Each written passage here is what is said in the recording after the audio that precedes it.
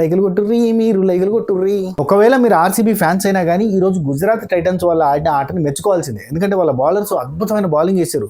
Especially Mohammed Siraj అద్భుతంగా bowling చేసిండు. అట్నే సాయి కిషోర్ చాలా బాగా బౌలింగ్ చేసిండు. హర్షద్ ఖాన్ అదిరిపోయింది. అసలు బౌలింగ్ యూనిట్ అంతా కూడా అద్భుతంగా పనిచేసింది.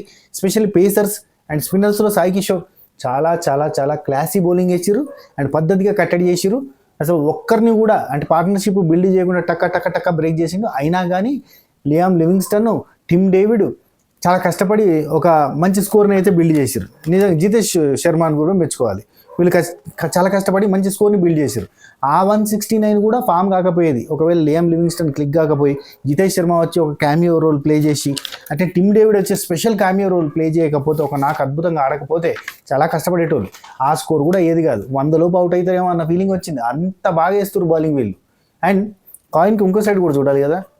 ఆర్సీబీ వాళ్ళు ఓడిపోవడానికి మెయిన్ రీజన్ ఏంటంటే వాళ్ళు అంటే టాస్ గెలిచిన జీటీ వాళ్ళు బౌలింగ్ తీసుకోవడం. ఎందుకంటే ఆ పిచ్చు కోర్స్ ఆర్సీబీ వాళ్ళకి అది హోమ్ గ్రౌండ్, కానీ ఆ పిచ్చు ఆర్సీబీ వాళ్ళు కూడా ఆడని పిచ్చు. నేను చెప్పింది కాదు, రజత్ పటిదార్ స్టార్టింగ్ కామెంటేటర్స్ వాళ్ళు క్వశ్చన్స్ అడుగుతారు కదా, ఆ టాస్క్ ముందు ఆ క్వశ్చన్స్ అవి ఏవో అడుగుతా అంటే ఈ పిచ్ మీది హోమ్ గ్రౌండ్ కదా ఇంకా పిచ్ ఎక్కిస్తారు కదా అని అడిగితే అయ్యో కాదయ్యా, ఆ పిచ్ కొత్తగా తయారు చేసిరు, స్పెషల్గా మేడ్ చేసిరు, దాన్ని మాంద్యా అనే ఒక ఊరు నుంచి మట్టి తీసుకొచ్చారంట. కర్ణాటకలో మాంద్యా అనే ఊరు నుంచి మట్టి తీసుకొచ్చి ఆ సాయిల్ తోటి ఆ పిచ్ తయారు చేశారంట. కొత్త పిచ్ ఫస్ట్ టైం ఆడుతున్నాం మేము, మాకు కూడా తెలియదు ఆ పిచ్ ఎట్లుంటుందో ఏందో, మేము ప్రాక్టీస్ మ్యాచ్ గది మీద నాణ్యమా ఆడలేదు కదా మాకు తెలియదు, ఇది కొత్త పిచ్ అని అన్నాడు. చూసారా మీరు? అది కథ. ఆ పిచ్ వాళ్ళకు కూడా అలవాట్లేదు. అండ్ ఆ పిచ్ నిజంగా మనం అనుకున్నట్టుగా ఇది స్పిన్నర్లకి బాగా తిరుగుతుంది, పేసర్ల కంటే స్పిన్నర్లకి మంచి అద్భుతంగా ఉంటుంది, స్పిన్నర్ ప్యారడైజ్గా మారబోతుంది ఇట్లాంటివి అనుకున్నాం కదా, అట్లాంటివి ఏం జరగలేదు. అండ్ పేసర్లకి స్టార్టింగ్ 4 ఓవర్స్ మాత్రమే సపోర్ట్ చేస్తుంది. ఇట్లాంటి పాత క్యాలిక్యులేషన్స్ అన్నీ పనిచేయలేదు. కంప్లీట్గా ఫస్ట్ ఇన్నింగ్స్ మొత్తం పేసర్లకు అద్భుతంగా యూజ్ అయింది, అద్భుతంగా వర్కౌట్ అయింది. అది కరెక్ట్గా గమనించి కరెక్ట్గా ఆయన బ్యాట్స్మెన్ ఏదైతే ఆడలేడో అట్లాంటి బౌలర్ని దించిండు, పేసర్లని బాగా వాడుకున్నాడు. ఇక్కడ మనం బాగా మెచ్చుకోవాల్సింది ఏంటంటే కెప్టెన్ శుభ్మన్ గిల్ని అండ్ వాళ్ళ బౌలింగ్ ఎవరు ఆశీష్ నెహ్రా గారిని, వీళ్ళని మెచ్చుకోవాలి. అద్భుతంగా టైమ్లీ వాళ్ళు బౌలింగ్ వేయించారు. అండ్ అదే పిచ్ మీద ఇప్పుడు వీళ్ళు ఆడినప్పుడు వీళ్ళకు పేసర్లకి సపోర్ట్ చేసినంతగా తర్వాత వచ్చిన పేసర్స్కి సపోర్ట్ చేయలేదు. నిజంగా పిచ్ చెప్పాలంటే అది కొంచెం ఇబ్బంది అయింది. అయినా కానీ వీళ్ళ దగ్గర ఉన్న అద్భుతమైన బౌలింగ్ యూనిట్ ఆర్సీబీ దగ్గర లేదని చెప్పాలి. ఎందుకంటే జాస్ హాజల్వుడ్, భువి వీళ్ళు తప్ప ఇంకెవరు లేరు దిక్కు దివాన. ఎవరైనా ఉన్నా కానీ అంతా వీళ్ళ సైడ్ ఇంకెవరు ఉన్నారబ్బా బౌలర్స్ నిజం చెప్పాలంటే. అందరూ కూడా చాలా ఎక్స్పెన్సివ్ అయ్యారు. ఎకనమీ చూడరు ఒక్కొక్కరిది. కృణాల్ పాండ్యా కావచ్చు, లియామ్ లివింగ్స్టన్ కావచ్చు, రషీద్ దార్ అయితే దారుణం, హాజల్వుడ్ కావచ్చు, అందరూ కూడా దగ్గర 11+ ఎకనమీ ఇచ్చేసారు. దానివల్ల ఏంటంటే వాళ్ళకి ఈజీ అయిపోయింది కొట్టడం. భువి అండ్ యష్ దయాల్ వీళ్ళిద్దరు మాత్రమే అంత ఇంతో ఎకనమీ తక్కువ ఉందని చెప్పాలి. ఇక మిగతా వాళ్ళంతా కూడా గట్టిగా స్కోర్ ఇచ్చేసారు. వీళ్ళ లెక్క ఎక్కువ ఎకనమీకి పోలేదు. అండ్ వికెట్స్ తీయడం మీద మంచి కాన్సన్ట్రేషన్ చేశారు వాళ్ళ బౌలర్స్. మహమ్మద్ సిరాజ్ ఎస్పెషల్లీ హర్షద్ ఖాన్, మహమ్మద్ సిరాజ్ అయితే 3 వికెట్లు తీసిండు, హర్షద్ ఖాన్ 2 వికెట్లు తీసిండు, 1 వికెట్ తీసిండు. ప్రసిద్ధ్ కృష్ణ అంటే లాస్ట్ బాల్ వికెట్ అది టిమ్ డేవిడ్ది, అది కూడా ఖాతాలోకి వచ్చింది అనుకుందాం. అయితే ఇక్కడ ఇషాంత్ శర్మ కొంచెం ఎక్స్పెన్సివ్ అయ్యిండు అండ్ రషీద్ ఖాన్ ఓవర్లలో వాళ్ళు దంచుకున్నారు. Tim David, Liam Livingstone, Rashid Khan ఓవర్లలో.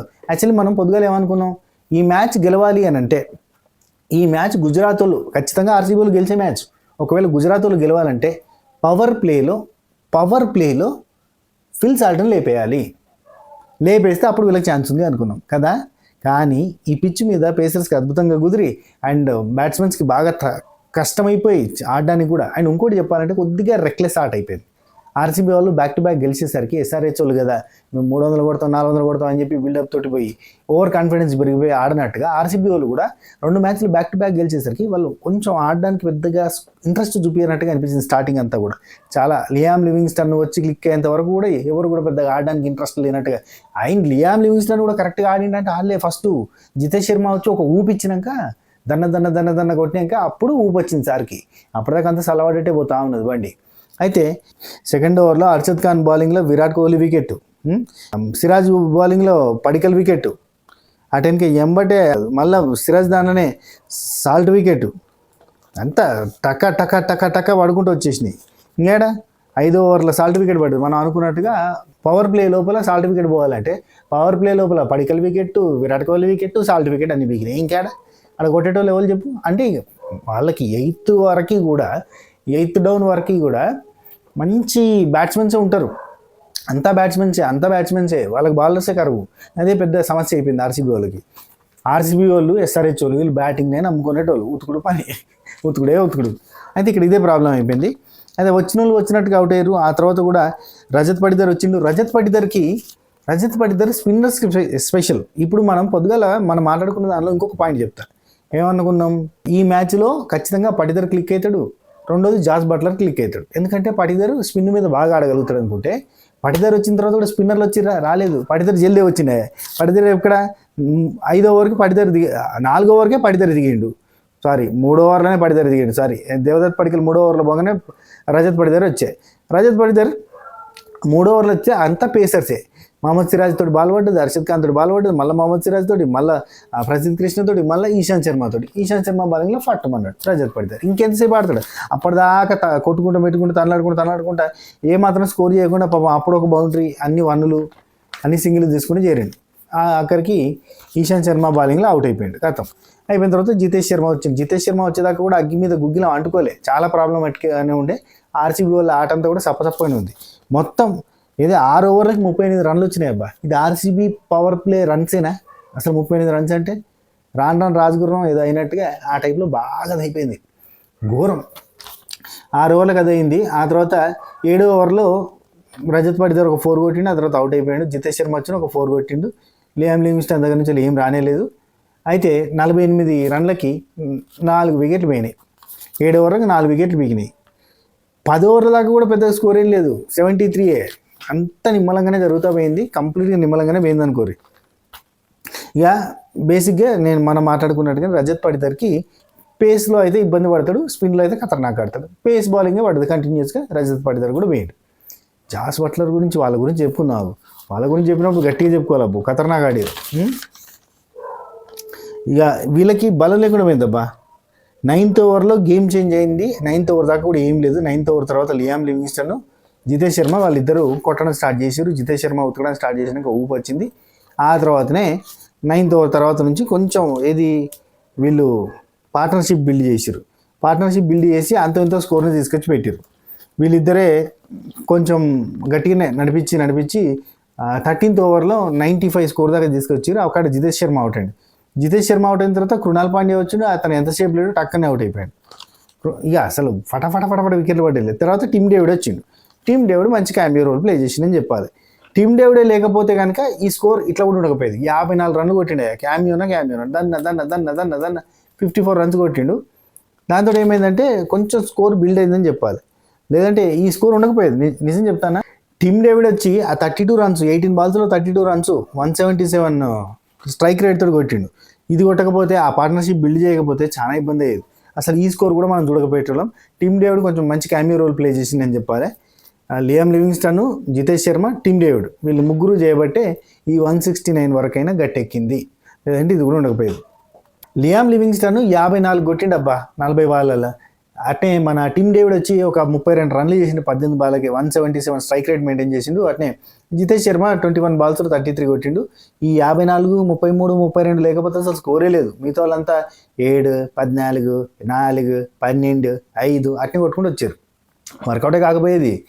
కానీ ఈ ముగ్గురు కొట్టిన స్కోర్ తోటి కొంచెం స్కోర్ బిల్డ్ అయిందని చెప్పాలి. ఈ స్కోర్ ఇటు ఉంది కదా. ఒక్క నిమిషం మనం మాట్లాడుకోవాల్సింది ఏంటంటే, ఈ జీటీ బ్యాటింగ్ గురించి మనం మాట్లాడుకోవాలి. గుజరాత్ టైటన్స్ వాళ్ళది ఒక ప్లానింగ్ ఉందబ్బా. ఈ ప్లానింగ్ని బ్రేక్ చేస్తే గెలిచేస్తారు వీళ్ళ మీద, అంతే. అప్పుడు మనకు పంజాబ్ కింగ్స్ వాళ్ళ మీద అనుకుంటా. పంజాబ్ కింగ్స్ వాళ్ళు గెలిచారు చూడు. ఎందుకు గెలిచారు? వీళ్ళ ప్లానింగ్ బ్రేక్ చేస్తే గెలుస్తారు. వీళ్ళ ప్లానింగ్ ఏంటిది? చాలా సింపుల్ ప్లానింగ్. శుభ్మాన్ గిల్లు, సాయి సుదర్శన్ వస్తారు. శుభ్మాన్ గిల్లు హిట్టింగ్ పోతూ ఉంటాడు, సాయి సుదర్శన్ స్ట్రైక్ రొటేట్ చేస్తాడు. శుభ్మాన్ గిల్లు ఊపి అవుట్ అవుతాడు. ఖచ్చితంగా ఎంతో కొంత కొట్టి అవుట్ అవుతాడు. బేసిక్ స్కోర్ కాగానే జాస్ బట్లర్ వస్తాడు. జాస్ బట్లర్ రాగానే సాయి సుదర్శన్ హిట్టింగ్ పోతూ ఉంటాడు. జాస్ బట్లర్ 1 సింగిల్స్ తీస్తూ ఉంటాడు, స్ట్రైక్ రొటేట్ చేస్తూ ఉంటాడు. సాయి సుదర్శన్ స్ట్రైక్ గట్టిగా మెయింటైన్ చేస్తున్నాడు. స్ట్రోక్ ప్లే ఆడుతున్న టైంలో జాస్ బట్లర్ సెటిల్ అవుతాడు. జాస్ బట్లర్ సెటిల్ అయిన తర్వాత వీళ్ళిద్దరు కలిసి పార్ట్నర్షిప్ చేయడం స్టార్ట్ చేస్తారు. అప్పుడు సాయి సుదర్శన్ సింగిల్ తీస్తూ ఉంటాడు, జాస్ బట్లర్ ఊపుతూ ఉంటాడు. ఒకవేళ సాయి సుదర్శన్ అవుట్ అయితే రూథర్ఫర్డ్ వస్తాడు. లేదంటే ఒకవేళ జాస్ బట్లర్ అవుట్ అయితే రూథర్ఫర్డ్ వస్తాడు. రూథర్ఫర్డ్ వచ్చిన తర్వాత రూథర్ఫర్డ్ అంటే వచ్చిన అతను కొద్దిసేపు నిమ్మలంగా ఆడాలి, ఆపోజిట్లో ఉన్న పర్సన్ హిట్టింగ్ పోవాలి, కట్ చేస్తే కొద్దిగా సెటిల్ అయిన తర్వాత ఇద్దరు కలిసి ఆడుకోవాలి. అంతే. అసలు వీళ్ళు ఎప్పుడు కొట్టిరు, ఎక్కడ కొట్టిరు, ఎందుకు కొట్టిరు, ఎవరి దాంట్లో కొట్టిరు కూడా అర్థం కాదు. బౌలర్కి కూడా నా దాంట్లో గట్టి కొట్టిండు అనే అనుమానమే రాకుండా ప్రతి ఓవర్లో కూడా మినిమం స్కోర్ మెయింటైన్ చేస్తా. ఒక టెక్నికల్ ప్లే, ఒక క్లాసీ ప్లే, ఉతుకుడు లేదు, ఆవేశపడు లేదు, ఏది లేదు. అసలు మనకి ఏది మన ఈ 6 ఓవర్స్లలో 42 రన్సే వచ్చినాయి, కానీ ఇది మనకి రన్ రేట్ మెయింటైన్ అయిపోతుంది. అర్థమైందా? సింపుల్గా మొత్తం సింగిల్స్ తీసుకుంటారు, డాట్స్ వస్తాయి, ఒక 4 కొట్టుకుంటారు, ఒక్క 6, ఒక్క బౌండరీ, ఓవర్కి ఒక్క బౌండరీ, ఏదో రన్ రేట్ అట్లా మెయింటైన్ చేసుకుంటూ పోతుంది. కావాల్సిన రిక్వైర్డ్ రన్ రేట్ ఉంటుంది అంతే.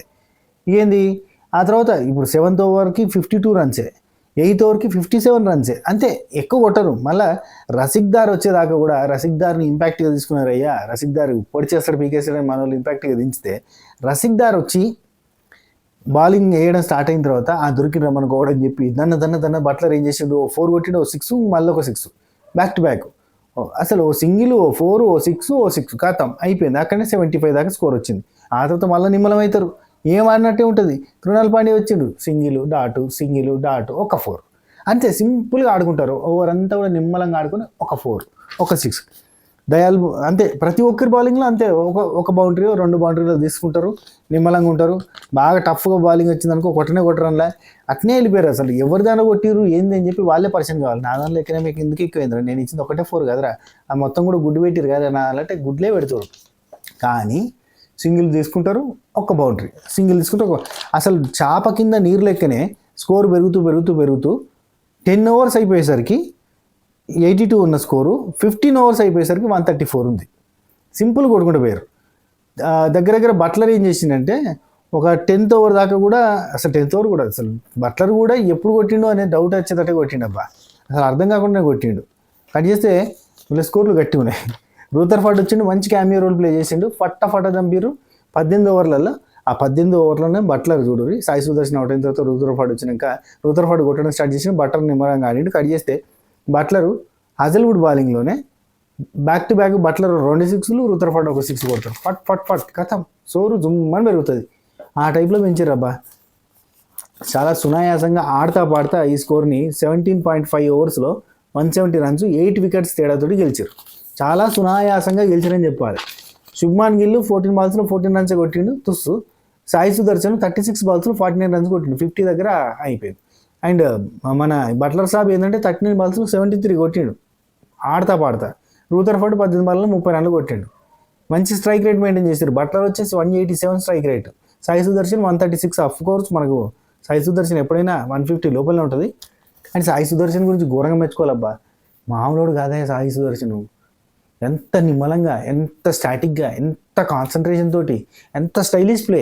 అసలు లాస్ట్ ఫ్యూ మ్యాచెస్లో చూస్తే మన సాయి సుదర్శన్ మ్యాచెస్ ఎడ కూడా అసలు తక్కువ స్కోర్ కొట్టిన దాఖలాలు లేవు. మినిమం స్కోర్లు ఎట్లంటే సాయి సుదర్శన్ వచ్చిందనుకో లైక్ 74 ఒక మ్యాచ్లో, 106 ఒక మ్యాచ్లో, అట్లా మినిమం స్కోర్లు అన్నాడు. 50+ ప్రతి దానిలో 50 చేసుకుంటాడు. లాస్ట్ 6 ఇన్నింగ్స్లో చూస్తే అంటే ఒక దాంట్లో తక్కువ ఆడిండు. 7 ఇన్నింగ్స్లో చూస్తే ఒక ఇన్నింగ్స్లో మాత్రమే 6 రన్స్ చేసిండు. మిగతా అన్నింటిలో కూడా 50+, రెండిట్లలో 100+, మిగతా వాటిలో 60+, 50+, 70+ అట్లా ఆడిండు. అది మెయింటైన్ చేసిండు. ఈ రోజు కూడా 50 అయ్యాడుదే. 49 దగ్గర అవుట్ అయ్యిండు. అండ్ డిఫరెంట్ షాట్స్ టెక్నికల్గా ఆడిండు అబ్బా. క్లాసీ ప్లే, చాలా క్లాసీ ప్లే. నాకైతే శ్రేయస్ అయ్యర్ది అండ్ మనోడిది, విరాట్ కోహ్లీది, వీళ్ళందరూ టెక్నికల్ ప్లే చాలా బాగుంటుంది. అండ్ మనోడిది కొంచెం స్ట్రైక్ రేట్ తక్కువ ఉంటుందని చెప్పాలి మిగతా వాళ్ళకంటే. చాలా క్లాసీగా స్ట్రైక్ రొటేట్ చేసుకుంటూ ఆడుకుంటూ పోయి ఆడుతూ పాడుతూ ఆడే వ్యక్తి అన్నట్టు. సో ఇక్కడ మనం ఇంకోటి చెప్పాలి. ఆర్సీబీ వాళ్ళకి లియామ్ లివింగ్స్టన్కి 2 లైఫ్స్ వచ్చినాయి. 2 సార్లు క్యాచ్లు అవుట్ మిస్ అవ్వడం, రన్అవుట్లు మిస్ అవ్వడం, స్టంపులు మిస్ అవ్వడం. సాల్ట్కి ఒకసారి క్యాచ్ అవుట్ మిస్ అయింది, స్టంప్ మిస్ అయింది. బట్లర్ చాలా మిస్టేక్లు చేసిండు, సిరాజ్ కరెక్ట్గా త్రో చేయలేకపోయాడు. ఇట్లాంటి వాటి వల్ల చాలా మిస్ అయినాయి. విపరీతంగా లైఫ్లో వచ్చినాయి, కానీ ఆ లైఫ్లో ఏవి కూడా ఉపయోగపడలేదు పాపం. ఎన్ని వచ్చినా కానీ ఈవెన్ లియామ్ లివింగ్స్టన్కి అయితే లియామ్ లివింగ్స్టన్కి ఈరోజు నాదే నాకు ఏమైతలేదు, నేను ఎట్లా చేసినా అవుట్ అవుతలేదు, నేను గట్ల పోయి నిలిచినా కానీ అవుట్ చేయలేకపోతాను అనే సిచ్యువేషన్. ధోని అయితే 2 స్టంపులు కొట్టేటాడు ఇవాళ మ్యాచ్లో. చాలా దడ కొట్టేసేటోడు. అట్లా కాలు తీసి కాలు లేపి కింద పెట్టేలోపు తీసేస్తాడు ఆ మనిషి. అసలుది కాలు బయటకు పోయి అట్లా వచ్చేలోపు కూడా కొట్టలేని సిచ్యువేషన్లో ఉన్నారు. జీటీ తరపున ఫీల్డింగ్ ఫెయిల్యూర్స్ చాలా ఉంది. అయినా కానీ జీటీ బ్యాట్స్మెన్స్ ఒక కన్సిస్టెన్సీ ప్లే, ఒక పద్ధతి ప్రకారంగా ఒక ప్లాన్డ్ ప్లే ఇదంతా కూడా నిలబెట్టిందని చెప్పాలి. ఇంకోటి వీళ్ళ సైడ్ వచ్చేసి మిస్టేక్ ఏంటంటే వీళ్ళకు కాన్ఫిడెన్స్ లెవెల్స్ బాగా పెరిగిపోయినాయి అన్నట్టు ఆర్సీబీ వాళ్ళకి. అది మెయిన్ మైనస్ అయింది. లేదంటే వీళ్ళు చాలా బాగా ఆడతారు. ఆడిరు లాస్ట్ 2 మ్యాచెస్ ఖతర్నాక్ ఆడిరు కదా. చాలితే ఏమో మనం మస్తు ఆడినాం, ఇంక మస్తు ఏముంది, ఇంకా 5 గెలితే చాలు మనకి, ఎప్పుడన్నా గెలితే ఆడతా పాడతా అనుకున్నట్టుగా హోమ్ గ్రౌండ్లో ఆడలేకపోయారు అనిపించింది. పిచ్ చాలా టఫ్ సిచ్యువేషన్స్కి తీసుకుని పోయింది. అండ్ పేసర్స్కి చాలా బలం ఉంది. అండ్ వీళ్ళ సైడ్ బౌలింగ్లో పెద్దగా బలం లేకపోవడం, ఆర్సీబీ భువి అండ్ హాజిల్వుడ్ తప్ప, భువి అండ్ దయాల్ వీళ్ళిద్దరు తప్ప మిగతా వాళ్ళందరూ కూడా కాస్ట్లీ అయిపోయారు. అది బట్లర్కి ఆ స్పీడ్ పనికిరాదు. బట్లర్కి ఇప్పుడు రసిక్ దార్ వేసే స్పీడ్ పనికి రాకపోవడం, అండ్ వీళ్ళందరూ వేసేదానికి వాళ్ళు ఉతకడం ప్రోగ్రామ్ పెట్టుకోవడం, అండ్ మంచి కాన్ఫిడెన్స్ లెవెల్ పెరిగిపోయింది. దాదాపు ఒక 80 స్కోర్ రాగానే వాళ్ళ కాన్ఫిడెన్స్ లెవెల్ చాలా హై ఉంది. చాలా ఈజీ కొట్టేయచ్చు, వికెట్స్ ఉన్నాయి, తర్వాత వచ్చిన వాళ్ళని కొట్టుకుంటారులే, ఏం ఇబ్బంది లేదు అన్న సెన్స్కి వచ్చేసారు. అందుకే చాలా, ఎందుకంటే వీళ్ళ తర్వాత షారుఖ్ ఖాన్ ఉన్నాడు, రాహుల్ తివాటియా ఉన్నాడు, వీళ్ళు కొడతారు కదా, వీళ్ళు కొట్టకపోయినా అన్న సెన్స్ వీళ్ళకి వచ్చేసింది. చాలా సింపుల్గా ఆడుతూ పాడుతూ ఆడుకున్నాం. ఎందుకంటే అందులో 160 అనేది ఆ గ్రౌండ్లో చిన్నది, ఎందుకంటే బౌండరీస్ చిన్నవి, ఈజీగా మనం బయటకు దాటియచ్చు. అండ్ ఫస్ట్ వచ్చినంత పేసర్స్కి వచ్చే బౌన్స్ కానీ అండ్ స్వింగ్ కానీ సెకండ్ ఇన్నింగ్స్లో రాలేదు, అది కూడా వీళ్ళకి ప్లస్ అయినట్టే. సో ఇవన్నీ కుదిరి ఆర్సీబీ ఓడిపోయింది, జీటీ గెలిచింది. ఇది ఈ వీడియో మీకు నచ్చిందని అనుకుంటున్నా. అండ్ రేపు పొద్దుగాల SRH వర్సెస్ KKR వీళ్ళిద్దరి రివెంజ్ మ్యాచ్ ఎట్లుండబోతుంది అనేది మనం పొద్దుగాల ఒక వీడియో పెట్టుకుందాం. అండ్ మళ్ళీ యాజ్ యూజువల్గా రివ్యూ నైట్ మ్యాచ్ అయిపోయిన తర్వాత చేసుకుందాం. అంతవరకు సెలవు. ఉంటా. టేకే, టాటా, బై బై, నమస్తే, శబా కేర్. లైక్లు కొట్టుర్రీ, మీరు లైక్లు కొట్టుర్రీ.